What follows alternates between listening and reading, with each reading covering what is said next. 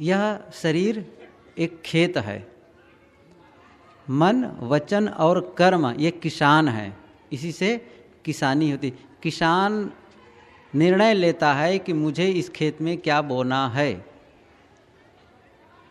मन, वचन और कर्म ये किसान है। बीज क्या है? पाप और पुण्य। आप धान बोएं कि गेहूं बोएं, चना बोएं कि मटर बोएं, आप निर्णय ले सकते हैं।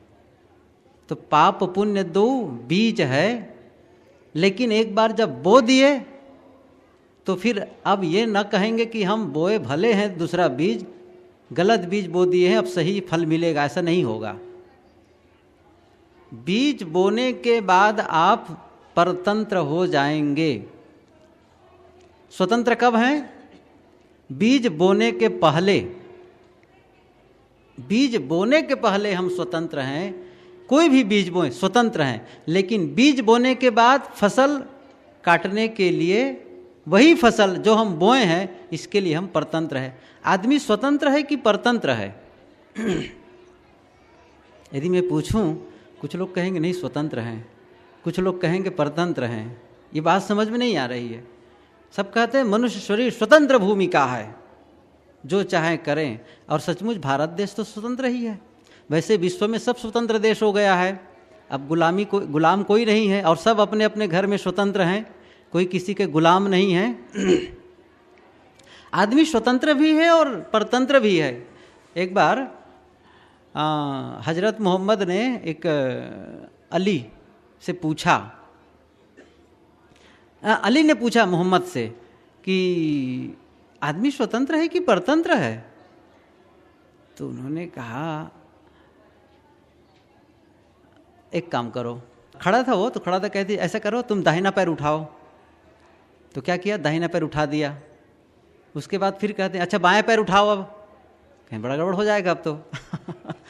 कभी आप लोग प्रयोग करके देखिएगा, एक बार दाहिना पैर उठाइएगा और दाहिना पैर को नीचे मत रखिएगा और फिर बाएं पैर उठाइए, कैसा हो पाएगा? है ना? स्वतंत्र भी हैं परतंत्र भी हैं, दोनों है ना। तो कुछ मामले में तो हम स्वतंत्र हैं, लेकिन कई मामले में हम परतंत्र हैं। यहाँ तो बीज बोने की बात चल रही है। बीज बोने की बात चल रही है। वो कौन सा बीज है? जिसकी फसल हम रोज काटते हैं। अभी जो हम फसल काट रहे हैं, फसल काटने का मतलब यह हुआ कि हम जीवन में जो अनुभव कर रहे हैं, हम अपने जीवन में जो अनुभव कर रहे हैं, अपने स्वास्थ्य के विषय में अनुभव कर रहे हैं, अपने मानसिक दशा के रूप में अनुभव कर रहे हैं, हम पूरे अपने हर पल जो अनुभव करते हैं वो कहाँ से पा रहे हैं? वह हमारा ही किया हुआ कर्म है। वो हमारे ही द्वारा बोया हुआ बीज है, जिसे हम इस समय काट रहे हैं। और सुबह के सत्र में ये एक सूत्र भी दिया था कि जिस फसल को अभी आप काट रहे हैं, यदि आप उसे पसंद नहीं करते तो अभी जब बीज बो रहे हैं तो उस बीज को जांच परख लें। ऐसा तो नहीं है कि इस फसल को भी पसंद नहीं कर रहे हैं जो काट रहे हैं, और बीज भी ऐसा बो रहे हैं कि आप कल जब फसल काटें तो फिर वही नापसंदगी वाली हो, तो ये तो पछताने वाला हो।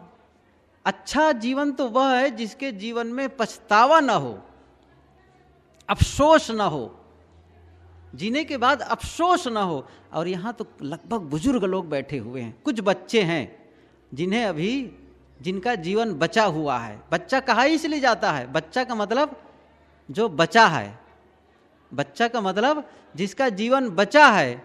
और बहुतों का जीवन तो किनारे आ गया है ना। वैसे तो किनारे सबका है, कोई पता नहीं है कि कब किसका शरीरांत हो जाए, लेकिन बुजुर्ग लोग हैं, अनुभव करें। आज यदि कोई पूछे कि आपको ऐसा लगता है कि आप जितना जीवन जिए हैं इसमें पूरा संतुष्ट हैं, और आपको ऐसा महसूस होता है कि मैं अच्छा जीवन जिया और इस समय मैं बहुत अच्छी स्थिति में हूं, क्या महसूस कर रहे हैं? यदि ऐसा महसूस नहीं कर रहे हैं तो अब से सही, अब से हम अपने आप को बदल सकते हैं। आज से भी हम अपने आप को बदल सकते, नया बीज बो करके। देखिए, बदलने के लिए अपने जीवन में परिवर्तन करने के लिए देरी कभी भी नहीं होती है। आप किसी भी अवस्था में, किसी भी परिस्थिति में अपने बदलाव का काम शुरू कर सकते हैं। इसलिए कर्म पर सुधार देने की आवश्यकता, सुधार करने की आवश्यकता, यही बीज है। इसको हम बदल देंगे। जैसे किसान ने देखा कि वो बीज बोया, जैसे खेत में चना बोया, उनको लगा कि फसल अच्छी नहीं आई, अर्थात चने के लायक यह खेत नहीं है, तो फिर चॉइस करेगा अब हम इसमें कौन सा बीज बोएं। तो किससे पूछेगा? अनुभवी किसानों से। ये बताओ भाई कि इस खेत में कौन सी फसल अच्छी होने वाली है, आप लोग बताएं। मतलब तो अनुभवी किसान बताएगा, देखो इसकी मिट्टी, देखो इसकी मिट्टी प्रकृति क्या है, मौसम यहाँ का क्या है। अब यहीं आप लोग छत्तीसगढ़ में जीरा बो दें, जीरा, तो जीरा जितना बोएंगे ना, आप जानते हैं उसमें से एक दाना भी पैदा नहीं हो पाएगा, क्योंकि उपयुक्त तो भूमिका ही नहीं है। उधर हम लोग जाते हैं गुजरात को साइड में, बनासकांठा जिला, तो वहाँ जीरा पैदा होता है। कई बार हम लोग जब सुबह टाइम में घूमने निकलते हैं ना सड़कों पर, उत्तर गुजरात की बात है, तो सड़कों में जब घूमने निकलते हैं तो सुबह कभी कभी ऐसा होता है कि गाड़ी निकली जोर से, तो गाड़ी निकली तो पता चल जाता है कि जीरा की गाड़ी जा रही है, उसकी सुगंधी इतनी आती है तो बस पता चल गया कि जीरा की गाड़ी है, वहाँ जीरा पैदा होता है। तो कौन सी मिट्टी, कौन सा मौसम वहाँ के लिए उपयुक्त है, उस प्रकार के फसल की पैदावारी की जाती है। ऐसे ही आप अपने जीवन को देखें, जिस फसल से आप पसंद नहीं, जिस फसल को काट रहे हैं अभी जीवन में, उसे आप पसंद नहीं कर रहे हैं, तो अब आपको क्या करना है? वह बीज बोना है जो आपके लिए लाभप्रद हो, जिस फसल को काटने पर आपको पछतावा न हो। पाप पुण्य दो बीज है, बोए सो लुए निदान। पाप और पुण्य दो बीज हैं, आप जो बोते हैं वो आप काटते हैं। पाप का बीज बोएंगे तो पाप का बीज फसल काटेंगे, पुण्य का बीज बोएंगे तो पुण्य की फसल काटेंगे। लेकिन हम लोग में ऐसी मानसिकता है, बोते हैं गलत बीज और आशा किसकी करते हैं? आशा करते हैं अच्छी फसल की, अर्थात कर्म अच्छे नहीं करते, उपयुक्त कर्म नहीं करते, और भरोसा क्या करते हैं? हमें अच्छा फल मिलने वाला है, कभी नहीं होने वाला है। बड़ा सटीक है सदगुरु कबीर ने जो कहा है, बोया पेड़ बबूल का, आम कहाँ ते खाए। बबूल का पेड़ बोते हैं, बबूल का बीज बोते हैं, और आम कहाँ से पाएंगे आप? अर्थात कांटा बोएंगे तो कांटा पाएंगे। आपन कर्म न मेटो जाई, कर्म का लिखा मिटाए दो कैसे, जो युग कोटि सिराई। मैंने इसके लिए उदाहरण दिया था कि कर्म जो करते हैं वो कुछ समय के लिए होता है, और कर्म करने के बाद जो उसके संस्कार होते हैं, जो उसके परिणाम आते हैं, ये भयावह होते हैं। सुखद भी हो सकते हैं, दुखद भी हो सकते हैं। तो मैंने कहा था कि जैसे चोरी हमने की, तो चोरी करने का समय कितना होगा? कितनी देर तक कोई चोरी करता है? कुछ मिनट, कुछ घंटे, कुछ सेकंड में ही चोरी का काम। मैंने कलम को उदाहरण दिया था, हमने कलम किसी की जेब से या किसी की झोली से कलम निकाल ली, या रुपये निकाल लिए, 100 रुपये का नोट रखा था, निकाल लिया। किसी ना, ये निकालना नहीं होता है, बहुत ऐसे लोग नहीं करते हैं कि निकाल लेते हैं, लेकिन किसी न किसी रूप में उस पैसे को दबा लेते हैं, दूसरे ढंग से दबा लेते हैं, ताकि वो पता नहीं चलते। और सामान्य लोगों को पता भी नहीं चलता है, ये बात सही भी है। हम ऐसी कुछ व्यवस्था करते हैं, ऐसा कुछ सिस्टम देते हैं कि सामने वाला हम पर अविश्वास भी नहीं करता है, और हमने पैसे को दबा लिया। हुआ क्या? पैसे के दबाने काम तो खत्म हो गया, और पैसा भी कुछ ही दिनों के बाद खत्म हो गया, लेकिन हमने पैसे की चोरी की, यह संस्कार आपके मन में चिपका है, ये नहीं जाएगा। यही खतरनाक है, यही कांटा है, इसी को निकालना है। आप चोरी का बीज बोते हैं, उसकी भी फसल काटेंगे, और किसी के प्रति, किसी को दान देते हैं, उसकी भी फसल काटेंगे। कर्म हमारे खत्म हो, कर्म जो है क्षणिक होते हैं, लेकिन परिणाम बहुत दूरगामी होते हैं। इसलिए बहुत सावधानी की आवश्यकता है कर्म करने के पहले। इसलिए पूरा सोच विचार कर करें। जो हम सोचते हैं, जो हम बोलते हैं और जो हम इंद्रियों से करते हैं, सब बीज बोना है। तो स्टार्टिंग पॉइंट कहाँ है? हमारी सोच। कहाँ है? हमारी सोच। जब हम सोचते हैं तो गलत सोच रहे हैं, इसका मतलब गलत बीज बो रहे हैं। ये बहुत ही आवश्यक है इसको समझना। और जो वहाँ जो मैं बता रहा हूँ अंदर जो सोच रहे हैं निरंतर हर समय सोचते रहते हैं ना, वहीं यदि गलती है तो आप कभी सही कर्म नहीं कर सकते, कभी नहीं कर सकते हैं। इसलिए सुधार कहाँ जरूरी है? भीतर। सत्संग का एक सीधा सा भाव यह होता है, आदमी को वो भीतर से बदलता है। बाहर से बदल कर, बाहर से किसी को सजा देकर उसे सुधारा नहीं जा सकता है।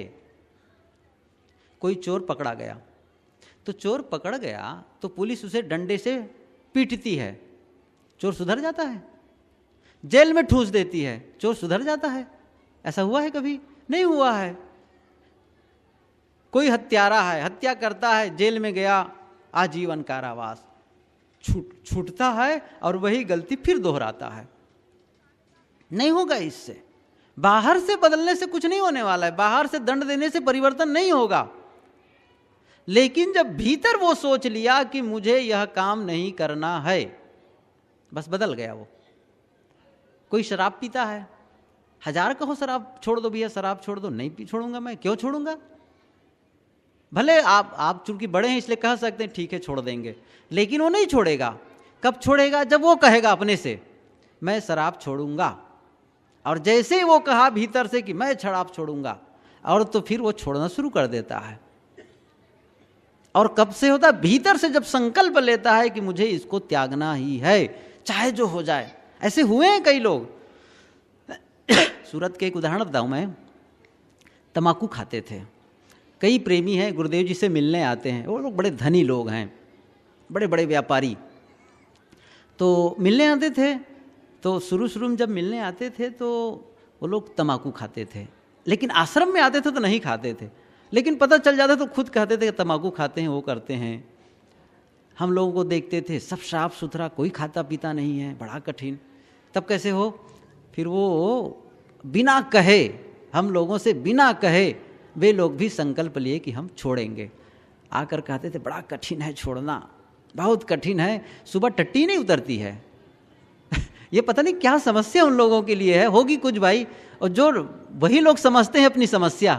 तो लेकिन एक सज्जन था, वो छोड़ने के बाद में ऐसा लगा जैसे उसकी तबीयत खराब हो गई, बहुत परेशान, न ठीक से नींद आए न कुछ हो, बहुत। यहाँ तक स्थिति आ गई कि उनकी पत्नी और उनके बच्चे ये कहने लग गए थे कि तुम फिर से तम्बाकू खाओ, फिर से तम्बाकू खाओ, ये कहने लग गए। उन्होंने कहा अब मैं मर जाऊंगा लेकिन तम्बाकू नहीं खाऊंगा। आज वो बिना तम्बाकू खाए रहता है।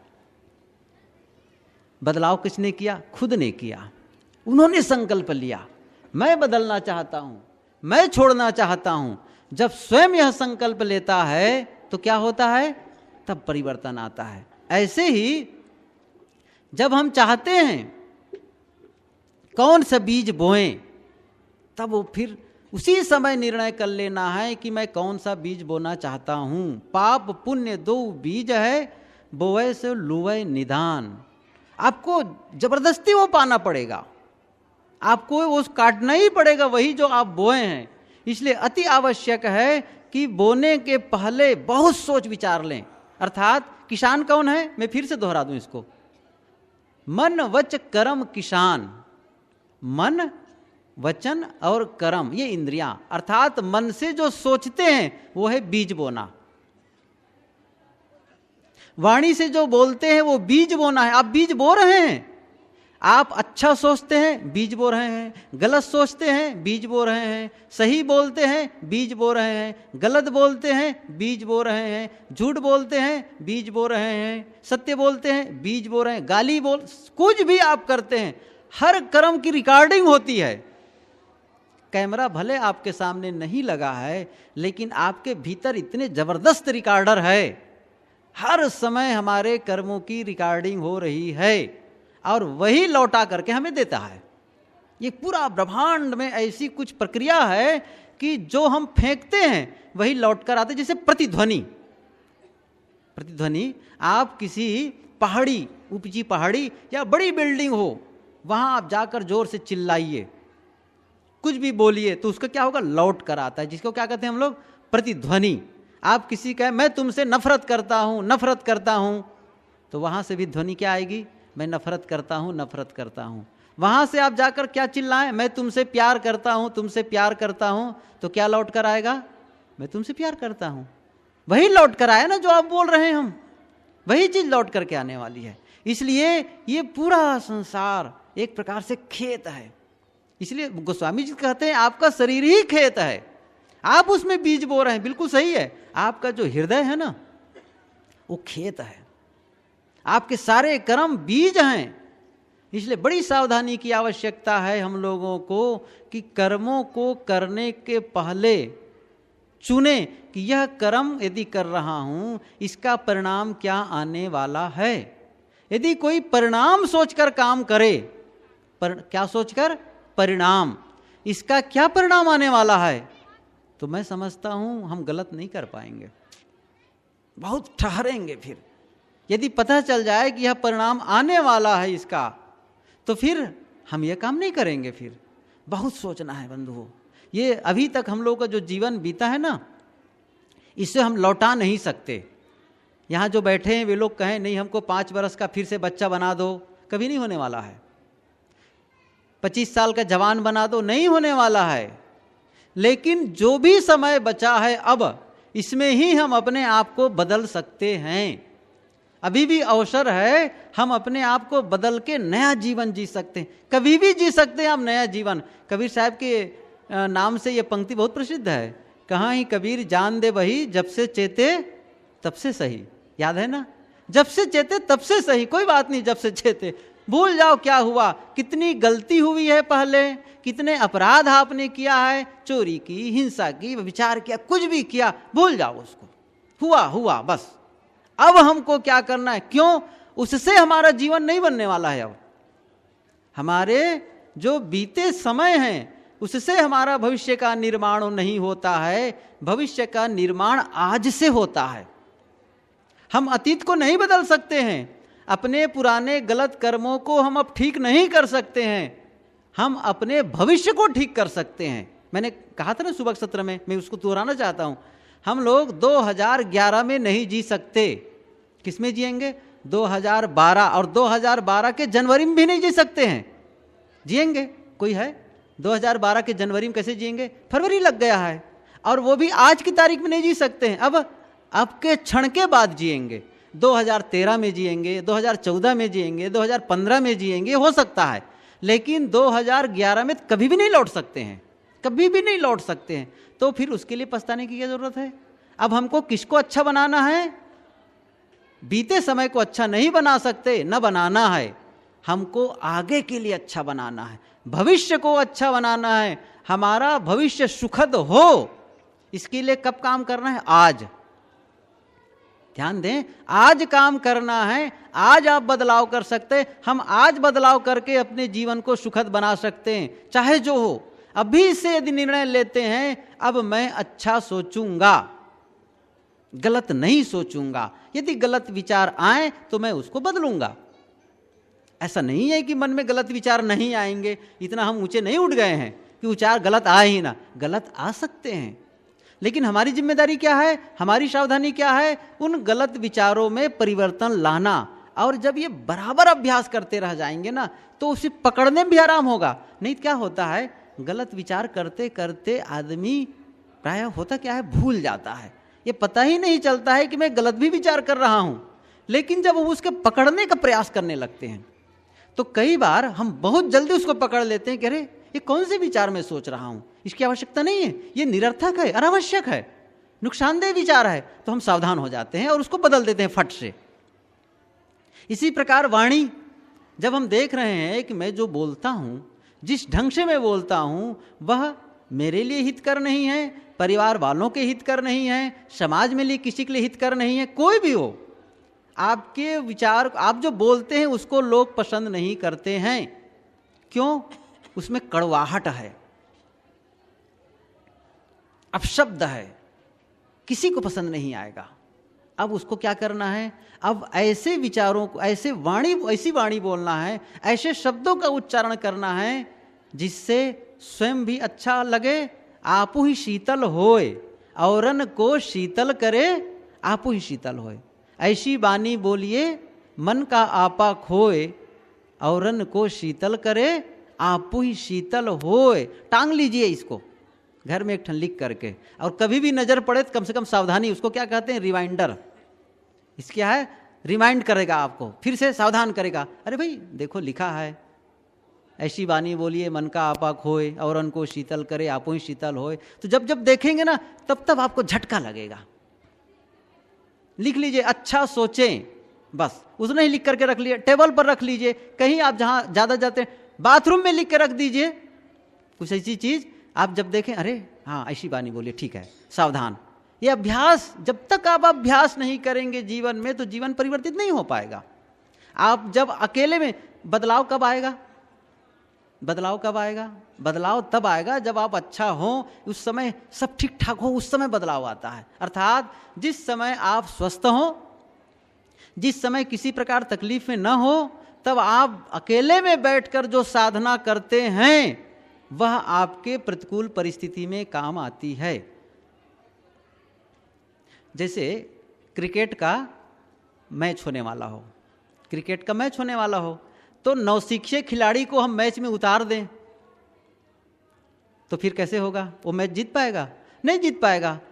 मैच में जीतने लायक खिलाड़ी बहुत अभ्यास करते हैं, पहले बहुत लंबे समय तक अभ्यास करते रहते हैं और बड़े सटीक ढंग से अभ्यास करते हैं। ये नहीं कि चाहे जैसे हो, बहुत सटीक ढंग से कोच रखते हैं, सीखते हैं, कई कई घंटे अभ्यास करते हैं, तब जाकर के वो किसी कंपटीशन में, किसी मैच में वो खेल पाते हैं और तब विजयी हो पाते हैं, तब जीत पाते हैं। इसी प्रकार हमारे जीवन में वो स्थिति आ गई अचानक, उस समय हम नहीं बदल सकते हैं। पहले ही अभ्यास कब करना है? पहले।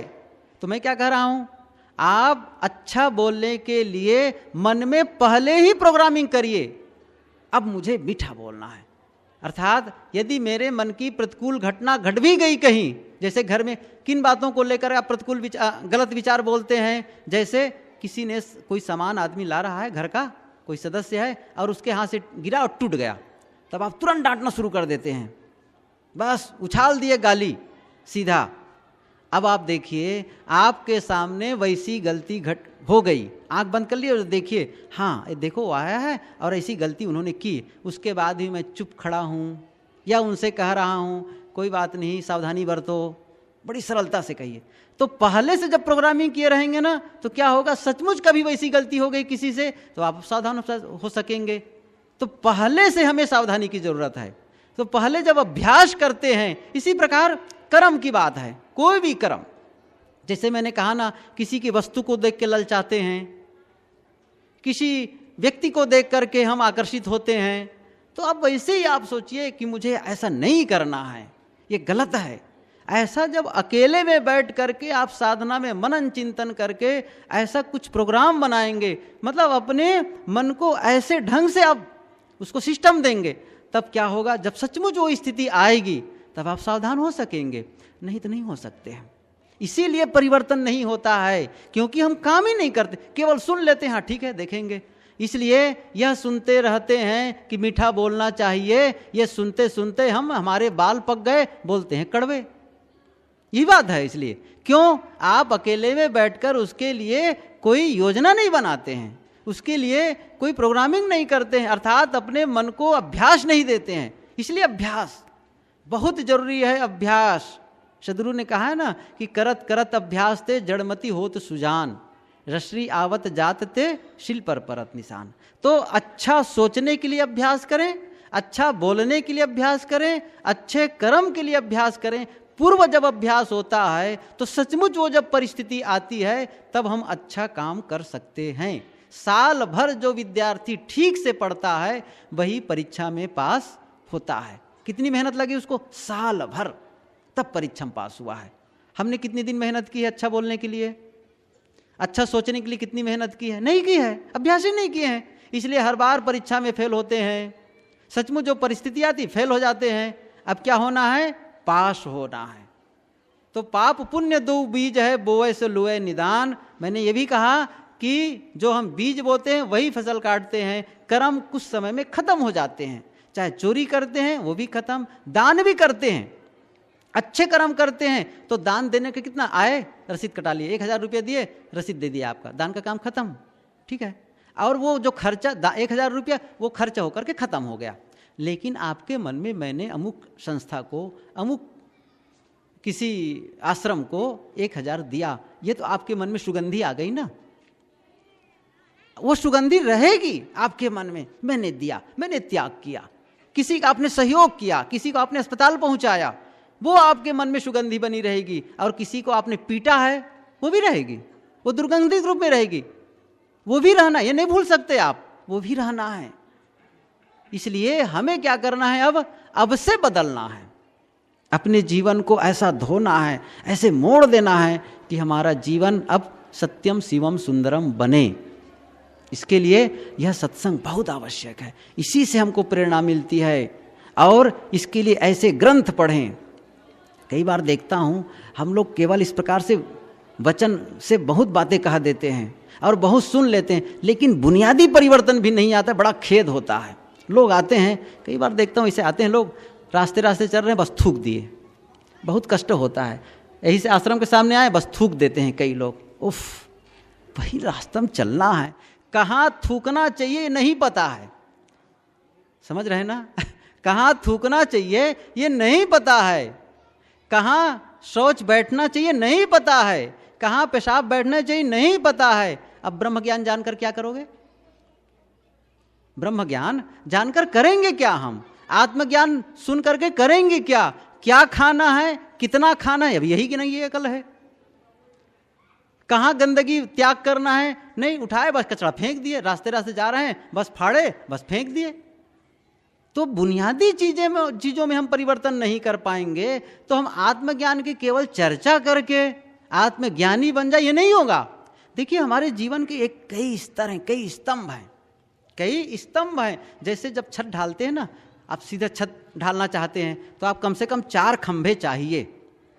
क्या चाहिए? 4 खंभे, तब आप छत ढालेंगे। इसी प्रकार से सम्यक विकास के लिए आपको चतुर्दिक, वो 4 स्तंभ क्या है?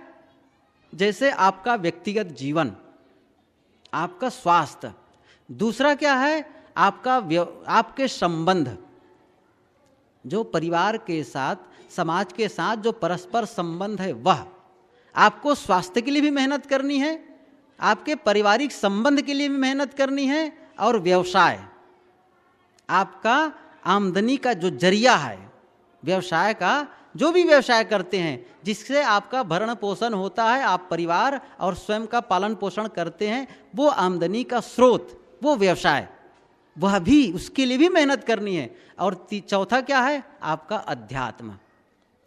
ये 4 मजबूत खंभे हैं, और इनमें से किसी एक को आप ढीला छोड़ते हैं तो आप असफल हो जाएंगे।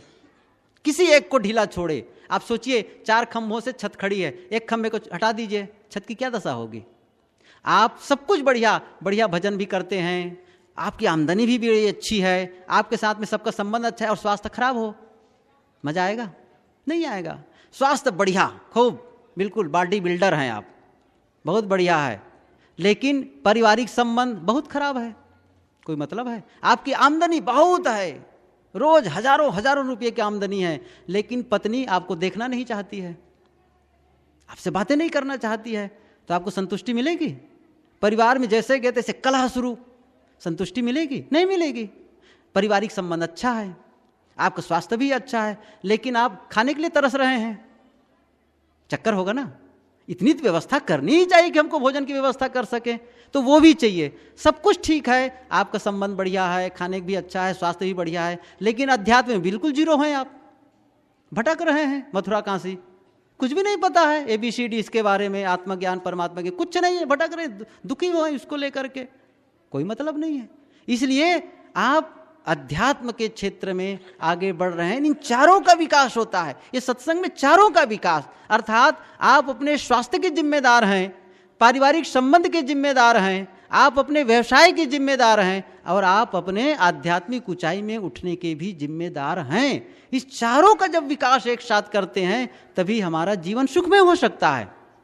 इसलिए इस सब के लिए हमको काम करना है। तो मैं ये कह रहा था, हम बुनियादी चीज़ों को भी समझें, कहाँ कैसे करना है, क्या खाना है क्या नहीं खाना है, कहाँ हमको गंदगी फेंकना है कहाँ नहीं फेंकना है। बहुत सारा इतना बढ़िया स्वच्छ वातावरण, बढ़िया परिसर, संतों का आश्रम, वहाँ पर आप गंदगी फेंकें, ये फिर सत्संग के महत्व को नहीं समझा गया। मतलब आप सत्संग के महत्व को समझें। आपके सत्संग का है आपके जीवन से फूटे।